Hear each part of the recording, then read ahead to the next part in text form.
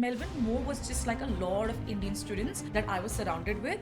Tell me any Indian guy or girl telling the parents, I'm not going to study for the next couple of years, I'm going to play sports. Yeah. Even today, parents were like, what the hell do you think you're doing? Like, just stop, think about yourself. What do you want to do? You are the writer of your own story. 8 months in lockdown.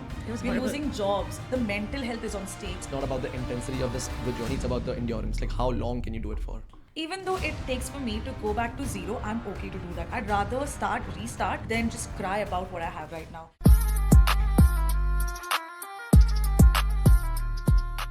Hello, this episode is brought to you by Cookie. Cookie is an amazing app where you can connect with people who are going through similar journeys as you are. Challenges can look different for everybody. For a lot of people, it's mental health challenges, migrant challenges, postpartum challenges, really any challenge. It just helps you connect with people who are in the same journey as you. So go check it out. The link will be in the description. Welcome to Call Me Didi. I'm your host Diva. And I'm your host Sanchi, and let's get into today's podcast. Today we have Tarun and Ankita in Gold Coast/Brisbane. Thank you for coming on, guys. I'm going to quickly introduce both of you for all of our listeners. So I'm going to quickly get into it, but we've had some interesting conversations. We're going to continue having some interesting conversations. But for everyone who doesn't know Tarun is a former semi-professional football player who turned into a marathon runner and also a content creator. Welcome, Tarun. Thank you so much for having me here, guys. Like, I was really looking forward to this because I haven't done this before. It's my first time, so it's good that I can speak about my story and also get to know people over here. Like, I already know you guys, but finally meeting in person. We are social media friends, by the way. So finally meeting them in person, so it's super cool. Yes, and Ankita is a sports presenter who broadcasts in 4 different languages. She's a content strategist, a content creator, and a marketing professional. Hi guys, I love doing this. I love having conversations. Obviously not the first time, but for the first time I'm actually on a podcast where we will be sort of talking openly about things, like I've been on podcasts before, but it's more professional. And this is fun. Like, I know you guys obviously from Adelaide, so it's like a reconnection and reunion of few friends, if that's what I can call it. I know him as well, so yeah, this it's one's cool. interesting because I feel like we've met individually, y'all have met individually, we've met you. This is how social media works, I think, because we all have somewhat public profiles and we create content. So this is great. This is such a fun time. It's weird because, like, online you become friends, but you haven't met. And then when you meet, it's just like so normal, but you don't realize that you've met on social, like you have spoken on social media, but you haven't met within. Like, it's been like I go to Sydney sometimes, and the first time I met this friend of mine, and I stayed at hers and her partner's house, and she was so sweet to host me, and it was lovely. Like, we had a great time, and that it was just weird after a point. Like, if you think about it, like, damn, I met her on social media for like years, and I haven't met her. I meet her for the first time. And she's hosting me. It's pretty cool, but also at the same time, like, whoa, like it's a big difference. Yeah. But it's fun. It's fun meeting people on social media. I think we're in a very good era of like just meeting people through this, and these people are accessible to you, and we are accessible to people. So I think it's quite nice. Like, I've known you through social media. You, like, in personal. I've met you in person. I have met him on a social media, and then it doesn't feel like it is very. Actually, I don't know if you remember Ankita, but Ankita used to host these community events for migrant women. International women. International women. I think it was your first event, and I just moved to Adelaide, and I think I came to that. Yes, and with Muskan, you. Correct. Yeah. And it's so weird because Muskan and I are still friends, and we still talk about, oh, Ankita did this, what we do now as well. Yeah. And that's where we met. And it just made me think, like, I guess there's so much shared things that we have in the things we want to do for community as well. So, yes. Wow. Yes. Well, how has the move to Gold Coast been? Because you just moved from Adelaide. Let me just get started. Look at my clothes. It's all nice and warm to me. I think that is a major change from Adelaide because, the weather plays a really important part, especially I'm from Mumbai. Mumbai is very nice and humid and warm, and especially moving to Gold Coast, it brought back all the memories of like that productive life. The sun's out, you want to go out, you want to stay fit, you want to go for beach walks, so that's a massive difference. Obviously, like I always wanted to move somewhere else from Adelaide because I think that move that I made in 2019 or 2020, yes, 2020, from Melbourne to Adelaide was for personal reasons. And then I moved, I tried to fit in Adelaide a lot. I was trying to fit in so much that I just gave up at the end. I was like, no, it's not, nor am I liking Adelaide or Adelaide's liking me. It's a beautiful city, don't mind me. I mean, beautiful beaches, you know, the city is well constructed. It's everything looks very vintage and nice, but that's not all you want, you know, like you want to feel that you belong there. With people especially, I just never connected with the people in Adelaide. It was very different. Like the mindset was very limited as well. Like I would talk to people, for an example, be, oh, so like, what's your plan for the day? They'll be like, oh, I just want to go back to my missus and like we cook food together by 6 p.m. and then, you know, just go to bed at 8. Great for health lifestyle. But single people like me, who don't have anybody to go home to, like, what am I going to do? Like, I want to meet new people. Like, how do I have a conversation? My uni is done. I don't have a job where I can socialize with people. So that just became harder and harder. And I had to, like, sort of get out of that and move somewhere else. And that's how social media, I met my best friend through social media, got in touch with her. Beautiful story. I'll tell you through the podcast as it goes further. But yeah, she was a big factor for me to make that big move. And now I'm here in Gold Coast. So yeah. I think like Gold Coast is beautiful. It's like Mumbai, similar to like the weather is very similar. But I landed in Melbourne first. My first trip to Australia was like I went to Melbourne because during COVID I couldn't directly come to Gold Coast for some reason. And I don't know why I just fell in love with the city over there. Melbourne? Yeah, for some reason. Nice. Like, yes, it was cold. It's like, you know, weather is very unpredictable and everything. But I just like, oh, I have to be back here someday. Like, the energy is just like, you know, it's something that I really miss, like, about Mumbai as well. So, I mean, someday, who knows, like, I would love to go to Melbourne. But Did you go after that? I've been to that like 14, 15 times. And always you go back, you feel like you want to go back. Yeah, no, I always have a good time. I have friends there, so it's good to like meet them. But also just generally, I have a very good time in Melbourne. I love it. I think at some point I will probably move. I'm curious, what are your thoughts about Melbourne as somebody who's lived there? Because we've also individually lived in Melbourne, because we also have thoughts. Really? Yeah. Yeah, I think I know about these people because they used to live in Melbourne and that's how they moved to Adelaide, and same as me, right? I think Melbourne, everything was great about Melbourne, but the only thing that I was really concerned about was the weather factor. I am an outgoing person. I really like to go out. I really like to dress well and like, you know, do something with my girls. And in Melbourne, it was always the Kathmandu jackets and on every outfit. And then every time I would go out, it was only like my friends, uni friends, who would just be in that Indian circle, that Indian bubble in the uni. Like I was in uni in Melbourne. We studied in Melbourne.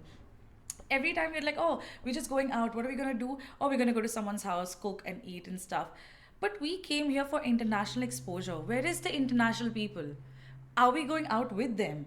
Are we meeting those people? Like Melbourne more was just like a lot of Indian students that I was surrounded with, which is again, nothing like wrong with it. But I paid a lot of money to get that exposure. Like I wanted to know the real Australian culture. And I think that is what I missed out on in Melbourne. And I think I did try to like sort of get my ways in, like, you know, sort of go on dates and see like if people from here can teach me something about their own things. And I did become a little bit like, you know, them, like with my eating habits. And I was dating somebody at that time who was Australian. And I was like, okay, fine, this is the way of living. And then again, it's the same thing, like going back to uni students. And then again, the uni. And I was like, okay, fine. It's good. And then COVID hit, right? And COVID ke time pe everything got shut in Melbourne and we didn't know what we were going with. And 8 months in lockdown. It was We're horrible. losing jobs. The mental health is on stake. There is nothing. And mind you, I was amongst the first 5 people who got hit by the COVID wave in Australia. Like the first variant. So they were researching on me.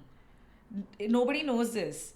And the stigma at that time was completely weird. Like I remember my house people as well, like they were saying that I think she needs to move out because oh my god, like Damn it. like what if the sheets got bacteria and she washes them in the laundry, this, and then it comes to us, like that stigma we talking about. So I had people like nurses calling me at least 2 times a day to check on my mental health because I was really sick. Like I was hospitalized, like under observation for 3 days away from home. Nobody knows what's going on with me. The only thing I last remember was my eyes were blacked out and somebody took me to the hospital. Yeah. And that was my friend Vibhu at that time. He took me to the hospital in the right time because I wasn't opening the door. I was blacked out. I don't know what's going on. It was pneumonia fever, basically, the first variant. That is COVID for Melbourne people, right? And after that, I survived that. And I was like, as I said, I was dating somebody and he was here in Adelaide. And I was like, the first thing that I want to do is see my person because I've survived this shit. And I want to go to somebody who, okay, fine, like new city, new life, let's just do that. So Melbourne wasn't really bad to me. It's just that situation as COVID such, was bad. yeah, that I had to move. But yeah. I feel like touching on the people, like how like people who come from India or anywhere else, like I've seen that a lot. Like they stick to a group, Yeah. they don't experience it. Away from that, like the culture, maybe like you don't have to become best friends with anybody, but just going out. Like I feel like I've seen that a lot, even in Gold Coast, and in the last 3 years. Thankfully, like I never had that problem because I was making friends, away from my culture as well. Like, because that's always been my case. That's I'm how not- it should be. Yeah, like What- it's like you experience the culture whether in Australia. Like I was in Portugal, so I did that, and it's fun. It's really fun. Like I said, they're not my best friends, but you have so many memories that you explore these cultures, like whether it's the food, the places, even the language for that matter. So learning that language, like how cool is it to learn languages, right? Like not many people can say they can speak 1 or 2 extra languages, which is super cool, I feel.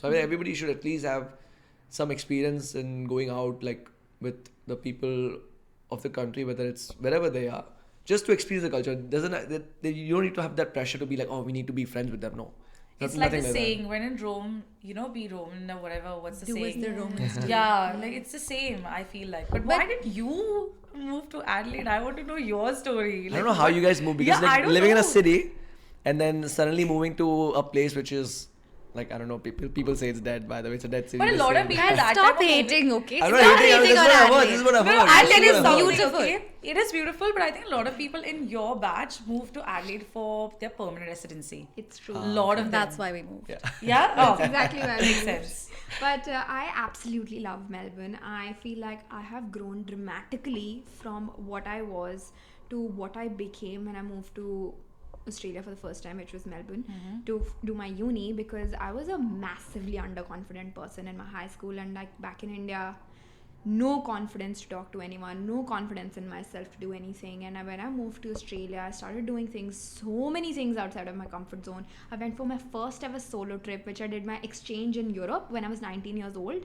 And I went there, and that was the first time when I was so much the only Indian. Everybody around me was either Australian, either from New Zealand, or like local people in Denmark itself. Like I was Oh, there that's for such like a cool place, man. 20-30 days doing like a new subject with those people, going around doing bar hopping with them. It was the best time of my life.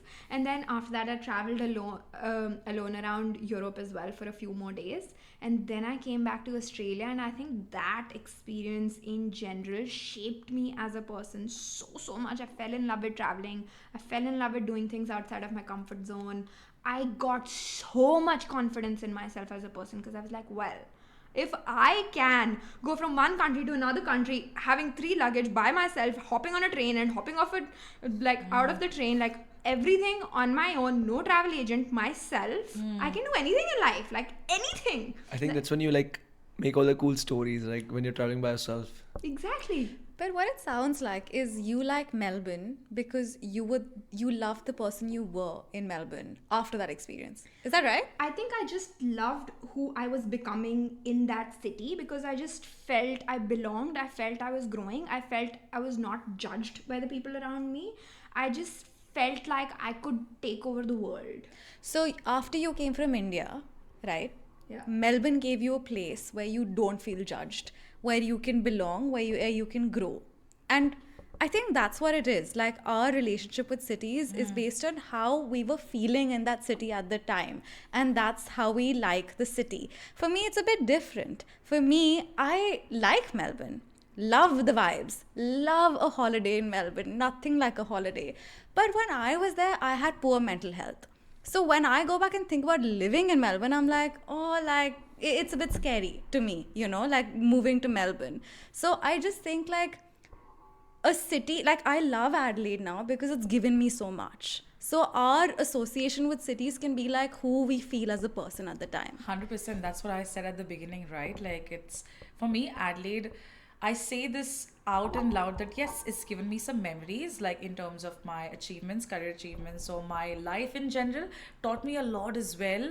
Like, going through the hardest times of my life, I was alone by myself. But I think it's just that city that makes you feel if this is your home or not. And your heart knows when you in the right place at the right time or not. And I think, mind you, it's like when you mention about like this journey of doing everything on your own, as in, first of all, we are four ambitious people sitting here, right?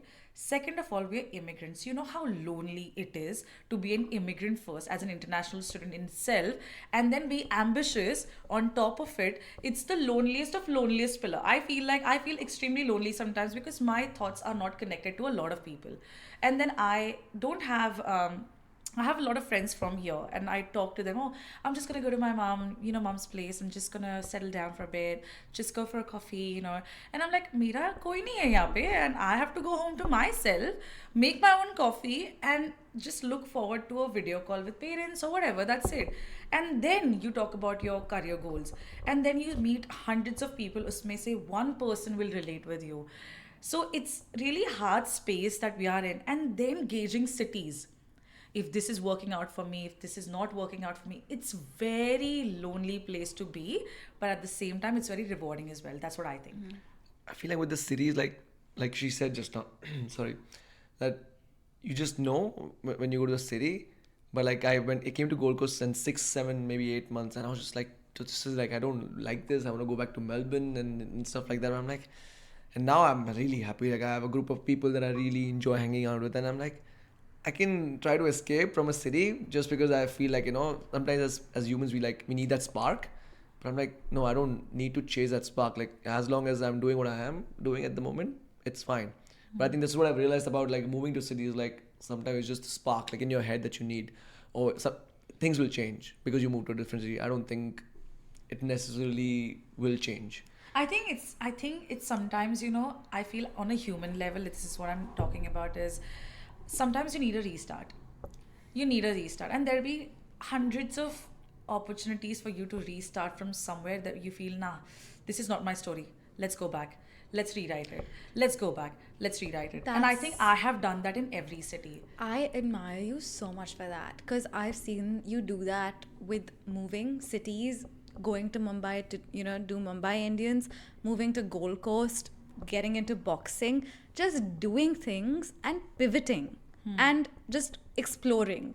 And I think that's really cool. It takes a lot of courage because a lot of times people function based on other people's image of you. Or they think I'm like this, so I have to be in this box and be contained. But you never did that. So that's awesome. Good on you. I think like it's good that you can move cities like this because it takes a lot of courage, Yeah, like you it said, to does. just move. Because I personally wouldn't just move, even if I want to. I'm a bit practical. I mean, no, I think I need a good reason. Like maybe it's a job, maybe it's a person like that I'm going to. At least I need some reason. But for me to just restart like that, no chance. Yeah. It's too big of a move to just switch your whole life. Have you Yeah. guys seen Tamasha? by any Yes, chance? Yeah. yes, I love that It's movie. I love it. literally Don't what ruin you the ending said. for me. Brother, I've told you to watch It's it a very good million storytelling times movie. already. I love it. Yeah. Exactly. It's very deep. Every You time I watch write- it, I cry. You write Yeah. your own story, and Yeah. that's what life is about. Like everybody around you tells you to do certain things. Everybody around you always tells you to be a certain way, look a certain way, do a few things. This is your life path. This is what you have to do. No, just stop. Think about yourself. What you want to do.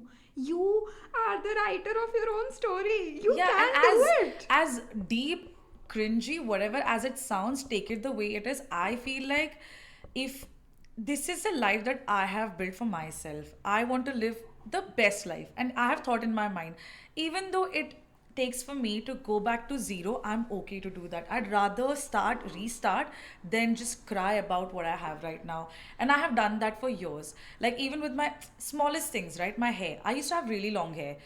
I just wanted to chop them off. I was like, I have waited for 7 years to make this move. Oh, I want to chop, but I don't know. I was dating people who liked my long hair because I did not do it because they would not like me, maybe. I don't know. I don't give a Anyway, I don't care anymore. I just want a new version of myself where I feel confident. I feel great.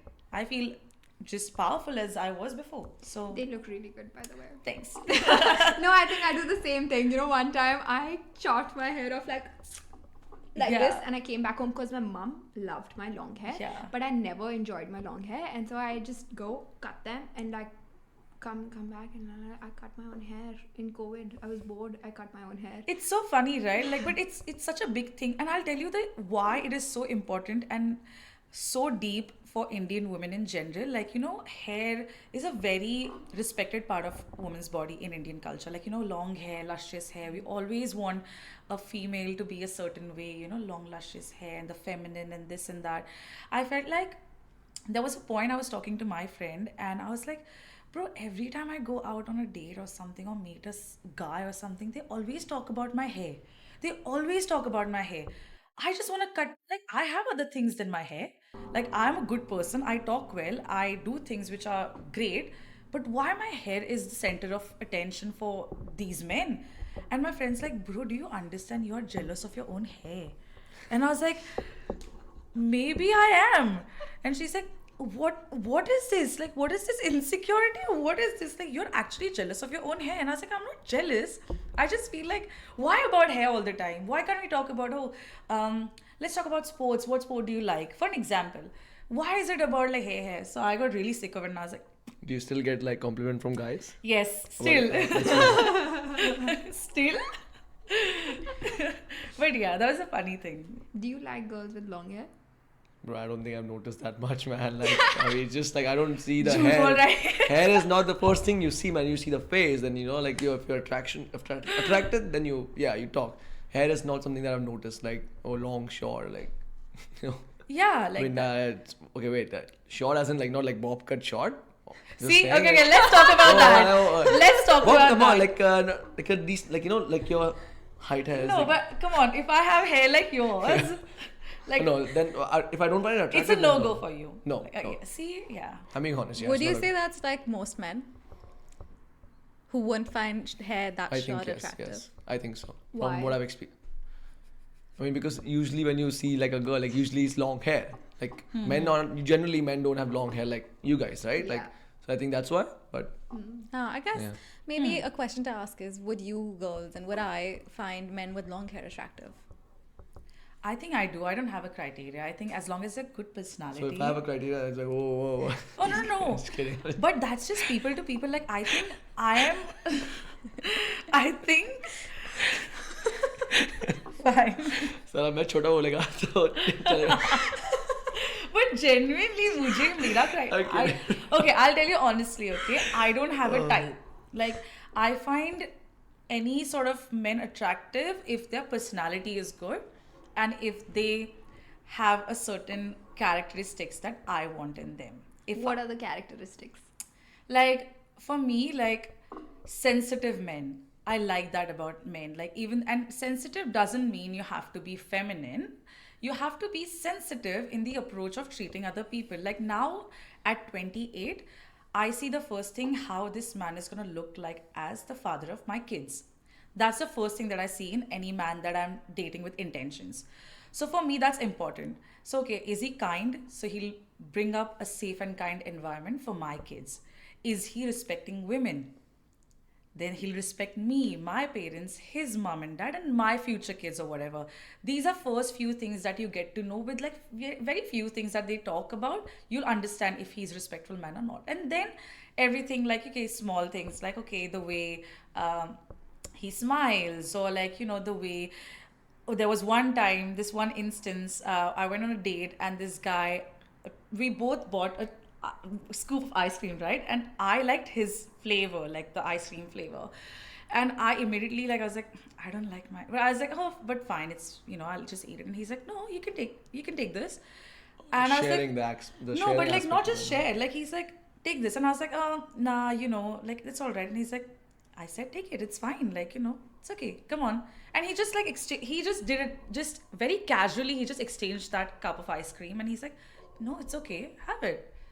And I felt that's very, I don't know if it's bare minimum, but I really like those little The bar things. is so low, man. I know, but that's men. But the so bar it's is low, girls. because the men these days are very different, man. Sorry, but yeah. So that just gives me that. Again, that comes from a point where I want to feel protected and taken care for. Even though I am somebody who boxes and who's fit in this, but I'm also a girl like who wants to be taken care of sometimes and asked if I'm okay or whatever. So that is something that I feel, those little things that matter to me. Yeah, yeah. What do you think? No, I agree with that. I think it's same. I always thought that a lot of strong, independent women think that they need a strong man. They want a masculine man. But that's not true. That's something that I realized when I met my now partner. Like, strong, independent women need a man who are comfortable in their own skin, who are not insecure about themselves. They are emotionally available, they're emotionally smart, who would cheer for you when you are growing, who would not be insecure of your growth, who would be your, like, who would want you to grow, and they would not feel bad if you're earning more than them or if you're growing more than them. That's okay. They want you to grow, they'll cheer for you, and they'll not feel insecure about it. That's what the real masculinity is about, according to me. That's what I think. I think everything you said, like I agree with it, apart from the fact that like, not a fact, apart from one thing where you said that men shouldn't be insecure. Or women don't want insecure men. I feel like everybody has insecurities, right? And everybody, it'll come up in a relationship, and maybe some men will share, some men don't. But saying that, I think if that's affecting your relationship on a daily basis, that same insecurity, I think that's when you're not growing. That's when you're letting it affect you. That means you're not past it. Maybe it's just killing your relationship, even killing your own growth for that matter. I think it's just sharing that to your partner, just saying that this is what I feel insecure about. Not to get rid of it. I think any time of the year, even if you're growing, you're going to be insecure about something, and that's just normal. I get your point, but what I was trying to say is not everybody has insecurities. I agree. I'm not saying about that. I was talking about insecurity when you are growing. Like, Yeah, you of know, course, when no. partners are in competition of each other, that's not what you want. You want to be in a collaboration where you want both of them to grow. Like, you are cheering for them, they're cheering for you. You're not insecure when the other person is growing. Everybody has their own insecurities, and when you come and talk to your partner, you want a safe space where True, yeah. where it's okay to talk about it, and you are there for them, and you don't use them against them in the fight, and you don't. It's very it should be understood, which is really hard these days to understand that aspect as well. But I do think this world is meant for two people to work it out together.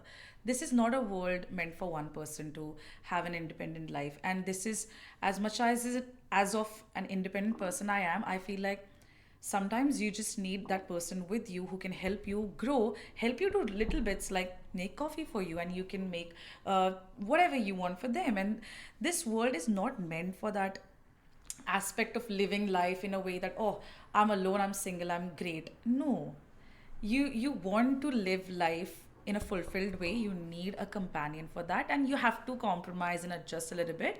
Having said that, like about partners and growing, I think a lot of the independent women these days are not in relationships because now they're aware of what they can bring and what they can do. And also men are as well, but we still come across some men, unfortunately, who say that they want somebody who's not as ambitious as we are, and that's their perspective. And I think that perspective depends on every other individual, not men in general, but women as well, right? I'm really curious to ask Tarun, what are your thoughts on that? Do you and your friend circle, how do you see ambitious women?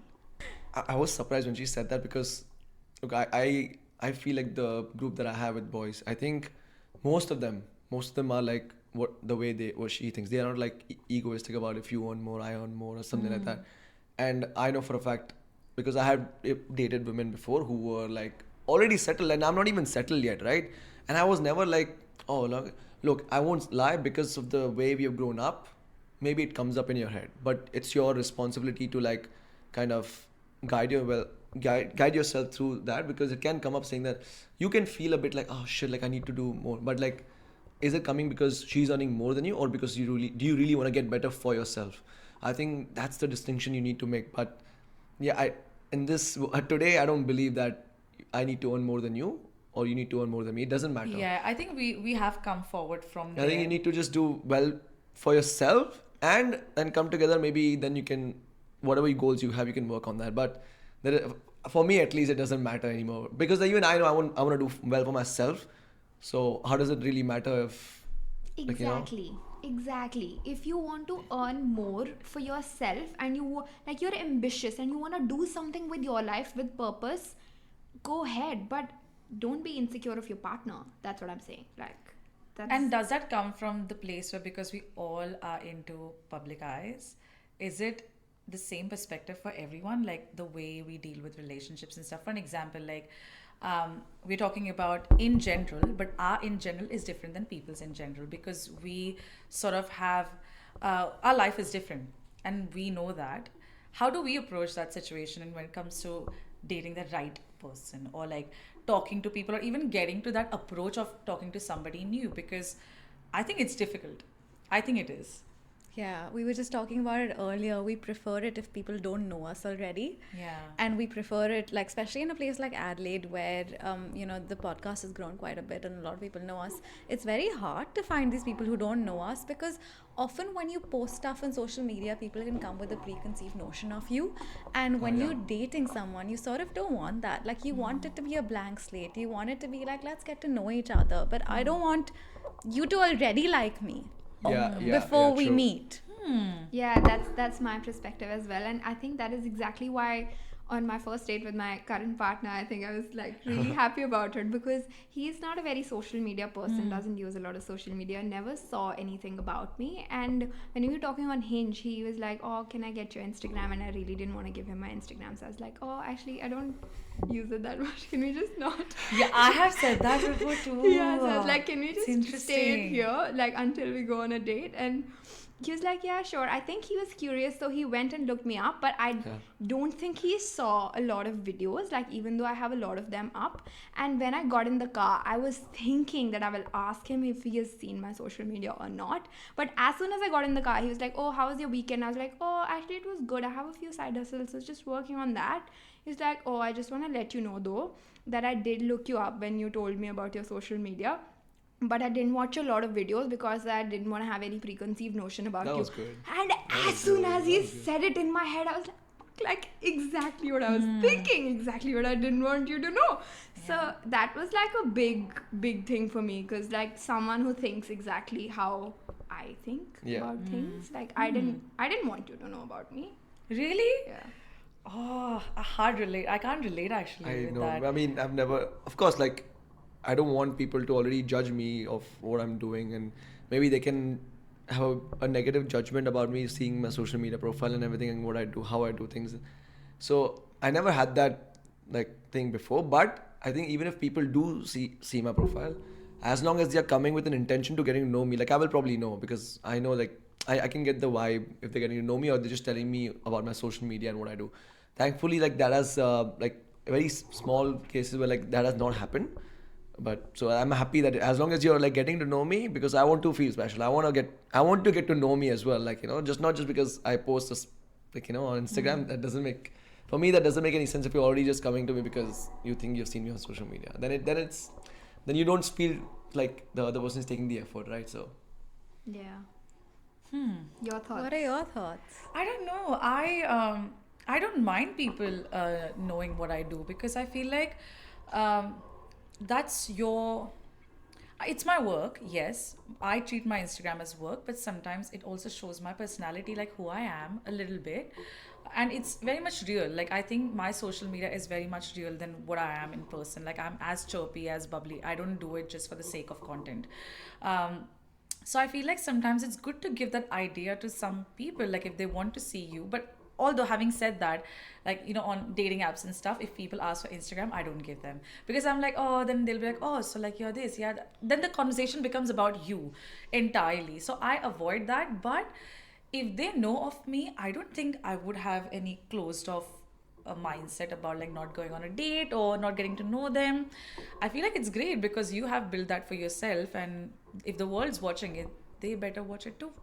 That's what I think. Yeah, but it's, I don't know. I just want to not on the first few dates. Like Yeah. after that, you look at my content, Yeah, cheer yeah. for my content. We're so vulnerable on the podcast. Like Yeah. we've talked about a lot, and we've talked about how we Yeah. feel about dating and this and that. Yeah. And I don't want somebody to talk to me based on what they already know. I don't want them to tell me the things they think I want to hear. Okay, that's different then. But is it going to be any different? Like you've shared your vulnerabilities. Like let's imagine you're talking to the guy about the same things. You're gonna probably say the same things. Like, what do you think? Like, is it gonna be any different? But he's gonna be, if I've said, I don't like Adelaide, I don't want to live here, and he'll be like, actually, even I want to move outside of Adelaide. Even I don't like Adelaide. Like, he made changes. Just saying yes to your yes. That's all. Yeah. He's saying things to me that he thinks I want to hear. So I want it to be a clean slate. I don't, because I guess your content is a bit different in the fact Yeah, that 100%. That's what I was gonna just come to, because I think our content is very fitness oriented, or even like work. For me, at least, Instagram is my work. So I treat it like my job. I mean, for hopefully very soon that I want to It make will. it my job, I but mean, like at the look. moment I'm just like, it was not this. But like, look, you yeah. inspire people for something, and that something is actually your fitness journey, right? That is the purpose, and that's what you're bringing on the table. People don't look at Tarun, that, oh, he's, whatever. Wow. Varun in the room. Wow. I was like, no, people don't look Ouch. at Tarun and be Who's like, this Varun guy, man? I want to know as well. Anyway, they don't look at your Instagram profile just for the sake of it. They come to your channel because they want to watch, oh, how did this guy achieve 10 kilometers in fucking 40 minutes? Man, That's why. Something about Tarun, he did a 60-kilometer thing. Yes. My mind Oh, was yeah, I blown. told, yeah. And then I saw his pace and I was like, this is better than my 5-kilometer pace. And I cried myself. 60 kilometers, I will go back home in stretchers for sure. No, Like, that was, I know. That was actually like for the mental health. There's a thing that happens in here in Australia. It's called Movember. It's for men's mental health and suicide prevention and prostate cancer. And I did that with Chasing Chai. So it was really nice to like collaborate with them, and Midhavi, Tash, they were all there like helping me throughout the night. It was like overnight run, by the way. We started at 1 a.m.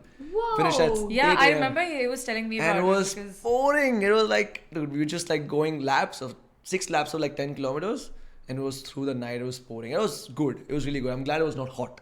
So I was just like, yeah. So what it if was you start feeling like you're gonna faint or something? Because I've had that feeling between my run that I was gonna faint, like I was gonna fall. Do you get that? No, I haven't. Thankfully, no. I have never. Really? I know. But Tarun, if somebody wants to run their first marathon, so you've obviously run a few marathons, you ran a few half marathons, you have one coming up. If somebody wants to run their first marathon, what are 3 tips you would give that person?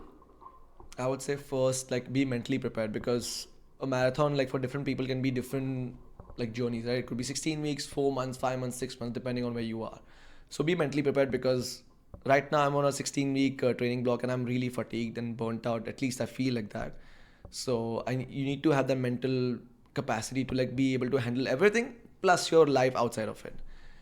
And second thing, like, of course, you're gonna have a plan. You're gonna have to have a proper plan. You can't just wing it. You can't just they're like, oh, I'm gonna run once a week, twice a week, and be able to run a marathon. Like, it doesn't work like that. Third thing is probably, if you're gonna be running a marathon, be ready to sleep on time. Be ready to do things. You need to manage your time. Like, managing your time, having a plan about your programs, and just being mentally prepared. If you don't do these 3 things, because they will all come together when you're starting it. You need to plan. You need to be like managing your sleep, managing your nutrition, managing your work outside of marathon training, and then also, like, of course, doing the plan itself. And mentally, like, it's hard. It's hard for me still. Like, it's not gonna be easy if you expect it to be like, oh, I'm just gonna wing it. You're not gonna be able to wing it. Either you will hate running, or you will just never do it again. Or if you really follow the plan and you see yourself become not different person, but like, you'll just see yourself evolve in so many things. I think that just takes you on so many other things, like relationships, your general life, career. You just end up doing the hard things. The mindset changes literally. Like, I feel like I this is agree, transforming 100%. into different aspects of my life. Like, show up when you really don't feel like doing it. You can do that. Imagine you're like having a hard day and you're with your partner, right? And then you're like, no, I need to show up. It's not gonna be like, love is not enough, I feel, at some point. Like, Yeah. you need to do it even when I've had a fight, maybe I don't want to. But no, I think that's when your knees should, or you would, I think that's how you build like the perseverance It's to a like. very good point he made. I really Yeah, feel like it's showing changing. up, Even in yeah. friendships, by the way, like, just talking to their friend if something is going on, just being there for the person. And I think career, everything, you just transform like in that aspect. Show up when you don't feel like. I think that's what I've learned. I agree with you. Like, no matter what you do in life, every relationship, everything in your life, you need to kind of show up. And once you start showing up, things will start working in your favor. Like, definitely. And I think being someone who's into fitness and athletics, I think that even helps more because that just gives you the discipline of living the life a certain way, and you don't give up in sports. You never do. Like you lose, but you don't give up. You keep fighting until the end, and that's the like sort of approach you should have for everything that you do in life, no matter if it's relationship or if it's your dreams or whatever. I think like, there's like one thing that I would like to say to the viewers, like it's not about the intensity of this like of the journey, it's about the endurance. Like how long can you do it for? Like intensity of motivation. Sorry, it's not about the intensity of the motivation, it's about the endurance of it. Because a lot of people like they are like really motivated and then they come down and then because they are already always relying on motivation. But then when you rely on the fact that like you have to show up when you don't feel like, you have to show up when you like are feeling good no matter what, and then it's about the endurance. I was doing, as you know, I've started Oh, running yes. now. Oh, nice. did, Oh, she's in the club. Why did you start running? Oh, just like 3 weeks ago. No, but why? Hey, but Oh, still. why? Why did you start running? Oh, we'll just not get into that. Who hurt you? Because that's what I got into, like running. No, I people remember. inspired me. Nobody hurt me. Nice. No. Anyway, I was doing, I think, my 5th or 6th day of running, and it was my really hard. I think I'd just eaten like half an hour, like an hour before, and like I did my first lap, and my stomach was paining, everything was paining, and I was like, I don't know how I'm gonna do this for another 30 minutes, but I just kept going. I think my first 3 laps were really hard, and the last 2 were so much easier. My pace improved in that as well. When I was running, and all I could keep thinking was, I think this is life is about. Like, if you try and just give up, or you try and like just go really fast in the start and then you burn out and then you don't have any energy to continue. Like, life is really about taking it slow, balancing it, showing up, finishing it. This is what everything is about. And I was like, I really want to make a video on it, and then it got dark and I forgot about it. But I was like this is great. Like, I'm learning so much. I have a question. I'm curious because this is my experience. Being in Australia, I feel like has made a big impact on me in terms of being active. Like, I want to go to the gym because I see people at work, for example, go to the gym. People around me are active. People go for walks. People wake up early. They go into the water. Like, it's a very active lifestyle. Do you guys have the same experience? Has being in Gold Coast, which is, I guess, the land of fitness influencers, every fitness influencer I follow is in Gold Coast, has that made a difference on your journeys? I mean, I think it's not just the influencers, because when I joined the run club, they were all regular people. For the first time I joined the run club, they were all just regular people, some even new, like me, who were just showing up for the first time. And I know a lot of people who are running with me every other day or every other week. They're not on social media, or at least they're not as active as I am, but they're running every day. They show up, they're consistent, and it's not about just training, it's because it's just a part of their life. But let's compare it to people in India, for example. See, I can say for that because when I was in India, obviously there were a lot of health issues I had because of the food that we ate. It never suited my body since I was a kid. But then the aspect of getting into sports, like for me, it starts from, going long back, I used to play cricket. My parents did not want me to play cricket because I was getting darker in the sun. And obviously, as an Indian parent or mom, no one's going to marry you, don't do that. We stopped playing the game, so there was no exercising factor for me. So I think in our country, sports was never prioritized. Even in schools, like, PT class would be cancelled and there would be a math class going on somewhere in some room in school. And that was such a weird concept to my friends here when I talked to them about it. They're like, what? They all know swimming, they all know gymnastics, they all run, they all fit, they play some sort of sport. And in my country, sport was always like an option. If there is no teacher available, then you go play PT. There's no teacher available, go do this. the sun's dark or no one will marry you, marriage is priority, but sports is not priority. Do you know like how much I study a lot about like PA, like physical activity in South Asian women? The number you'll see is so low, and how does it affect our health as well? There's a lot of health problems to women in India. You see average 23 to 24-year old in India actually looks older than their age. And also there is a lot of food factor that comes to the lifestyle as well. We eat for our tongue, we don't eat for the protein. Dal khayenge, but dal ko itna they'll ubalo fry and they'll make all those tadkas and that the protein is gone. So नहीं नहीं protein है ही नहीं उसमें है ही नहीं. उनको लगता है प्रोटीन है पर दाल में there's प्रोटीन नहीं nothing, है and that's what people say the whole time, like why you guys don't prioritize. Now for an example, I went to India just a couple of years ago and I went for a run in the morning, and my mom first thing was like, why are you going alone? Where are you going to run? And why are you going with these shorts on? Like, what if somebody does something? That's the first concern. Imagine having to think about that first and then your fitness. It's not, we don't have the right resources to support sports in India. That's what I think. Now it's getting better, but only cricket is growing in India. And as a cricket presenter, I can say that for my game, that cricket is foremost top game within the men community. Women are growing still, but I think with other sports like swimming, how many Indian people do you know swim here? There are very less amount of people who do that. Do you know for women in general, the breast cancer rate reduces by 30% if you exercise every single day?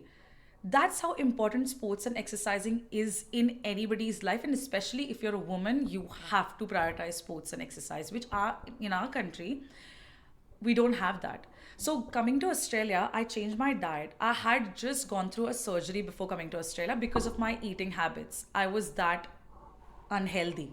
So that happened, and then I changed my diet. Obviously, everybody was working out here. You feel like, oh, there's a FOMO, Yeah. right? Like, I also want to go for a run. I also want to feel the sunrise.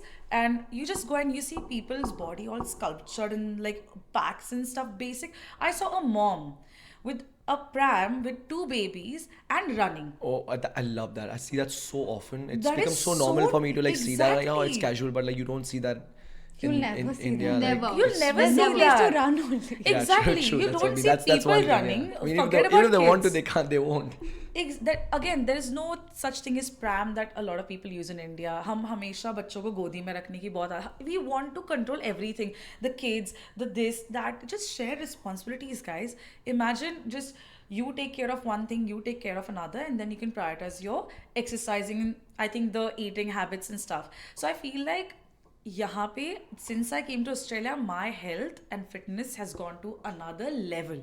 And that's only because I prioritize, because everybody around me was doing that. That's what happened Yeah. to me at least. Like in India, like she was saying, like sports is now starting to pick up because I think a lot of individuals are taking responsibility for themselves.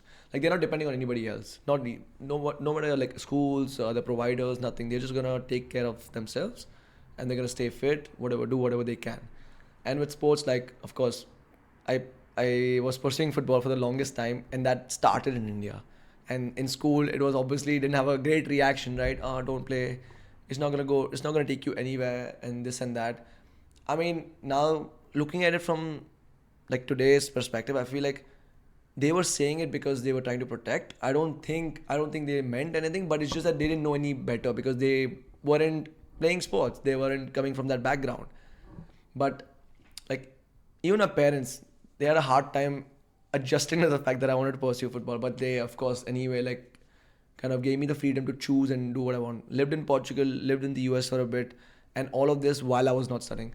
Tell me any Indian guy or girl telling their parents, I'm not going to study for the next couple of years, I'm going to play sports. Yeah. Even today, parents were like, what the hell do you think you're doing? Like, I mean, it's becoming a bit more common, taking sabbaticals and choosing and to do what you want. But at that time, like this was like almost 10 years ago, bro. I had but to now like the- argue or maybe even not fight, but like I had to make a, just like, this, I don't know, I want to do it and then kind of stay upset because I really wanted to do it. And I think my parents were like, you know what, we gotta give whatever we can, do whatever we can. So they did exactly they did. Otherwise, without them, without having their experiences that I had, like without them, it wouldn't be possible. Even though they were not okay with it, but they also kind of told me I can do what I want. So I think that helped. And here in Australia, I feel like oh shit, like our parents like parents here they look young, man. They are with 2 kids. Man, I've seen people who are 30 and they're like, oh, I have 2 children. I'm like, Hey, what do you mean what? 30? It's they're old or what? No, as in No, like, no, I'm but joking. usually like in India from 25, 26, Yeah. but then they're like, whoa, first of all, you're 30. I don't see that. I feel like you're maybe 26, 27, 28 with 2 children. And that is like a bit like, oh, it's an eye opener. I'm like, damn it, man. Like, I don't know what's in the air over here, but like, Yeah. I something over agree. here. I went for camping a few weeks ago and my mind was blown away by the amount of caravans there were in the caravan park and families. Like full on like kids, three kids living in a van, then going for a hike, like parents are carrying their kid on the back like that, and then like going up, it's the woman carrying, coming out, it's the man carrying, and I'm like, this is amazing. Like I've never seen this in my life. So many different families like in the caravan park, like just camping. I felt so great about it. I was like, you are teaching your kids to see life as it is, living with the minimal things that you have, and like in like making the most out of it. It's great. You're taking them out for hikes at such a young age. I think it's we as much as we say that in India it doesn't happen, but I think I have realized like where are we growing up?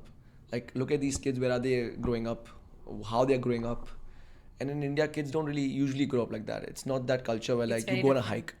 It's a culture of like you're spoon fed to a certain limit, and it's a culture what they also have learned the same things. And sometimes I feel like a lot of people our age are like, oh, India is this, India is that. I think it's not India is this, India is that. It's just the way they have been brought up is the way we have been brought up. But we had the privilege to be able to experience these things, and now we are saying that, oh, it should be like this. Yeah. Well, yeah, we can do that, but then you have to maybe let your children grow a certain way in a certain place, and that can also affect, because if there is no beach like Gold Coast in Mumbai, what are you gonna do? Like, where are you gonna go for Yeah. sunrise? You're gonna have to do something else. Yeah. You can't, if you don't think running is a part of the culture over there, but you can start, but you're not gonna get a Gold Coast beach like in Mumbai. But So I don't know about you guys. Like, I feel like everything is changing in India. Oh, 100%. There are run clubs in all the big cities. People are It's showing massive. up. Nike's run for Dark run, after dark run, that's been blowing up. Wasn't that the coolest thing that was ever? really cool. No, See, I enjoyed that. I saw Loved it. over 10,000 women. I think the number That was lovely initiative. Lovely. Women, Loved women. It. They were all enjoying Run. themselves, and It was a good a time. vibe. I wanted to be there because I was like, fuck, this is my country, and things are changing, and I feel so proud. I feel so good about it. I feel like, I don't know, like I feel like to be able to participate in that would be so cool. Yeah. And I love that for them. But fair, we didn't grow up with that. Yeah. We're the first generation to probably experience a lot of new things for ourselves. I'm the first person in the family to actually go abroad and study. I'm the first person in the family who actually speaks English. My parents don't even speak English. None of the people in my family are fluent with English. So I think with changing generation as well, social media, we're the first generation that saw social media and what it can bring for us and where it can take us. We are accessible to celebrities and stuff through social media because we are in the similar industry. We can literally say hi and bye to these new big players or celebrities. That's the generation we are in, and we have come a long way. And this is the first time we are ever seeing that. Our parents have never seen it. For them, Jitendra was only in the photos. Like Sachin Tendulkar was only in the photos. We have met them. Like not Jitendra in specific, but we have met people of our generation who are into that and that industry, right? So it's the first time for everything, and I think that's why this is the wave that's going to change the upcoming. Do you know how many people from Australia actually travel to India 7 months a year and make a lot of money, especially in sports? We were talking about sports not being the priority in our country, but our country is making a lot more money in sports and giving money to the people from here and other countries. That means it's growing. There is a sign of it. I feel like with regards to like the After Dark tour as well, with women like just all over the country, it's been blowing off. I was like, damn it, there's so many people. Like, how are they organizing this? Like, where is this freaking space in India to run? In Because Mumbai. Yeah. it's because like when I went to Mumbai for 2 weeks and I was hosting a run club with another run club as well, and And I was, to be honest, I was a bit anxious because here it's all systematic. Oh, stay to your left and car is coming on this way, that way. You know all of this. In Mumbai, like it's very hard to navigate roads. You don't know where the cars are coming from. I mean, even if they're coming from one direction, but like it's not organized, right? There's driving everywhere.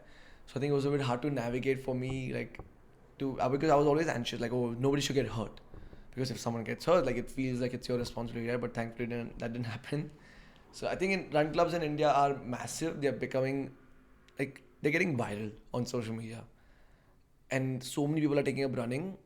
I just feel like the more time passes, the more they're gonna be good like runners. They're serious runners who are gonna train and maybe run a marathon, half marathon, whatever it is, and ultra marathons and everything.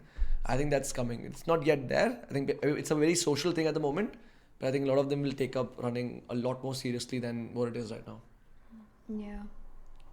Well, with that, I think this is a great place to end the episode. I feel we talked about so much, from our dating life to fitness to running to living in Australia, living in Gold Coast, comparisons. It was fully packed. It was. Thank you so much for coming on, guys. If people want to reach out to you, where can they find you? Is Instagram the best place? Instagram is the best place. Instagram is the blessed place. It's a blessed place. It's a blessed place. Instagram is the best place. I think it's a good way to connect with people. If these guys don't reply, just like keep buzzing them. What do you mean these guys? Because We you guys reply. don't We will not reply. Somebody would make Yeah. If you're you are edible. contacting me for running tips or just the mindset tips, yes, I will reply. But if you're telling me that I'm edible, no, I will not. Edible. Tarun's also starting soon a running coaching business. It's in the process, and I really, really hope that I can get it out there quickly because I'm learning about it. To be honest, I want to be good, and I'm really good at running. So I think I want to best serve you the best way I can. So I think it's in the process, and hopefully I'll be out there soon. Thanks so much, guys, for tuning in. If you have enjoyed this video, I'm sure you have, please like, share, subscribe, comment, and we'll see you in the next one. See you. Bye. Bye.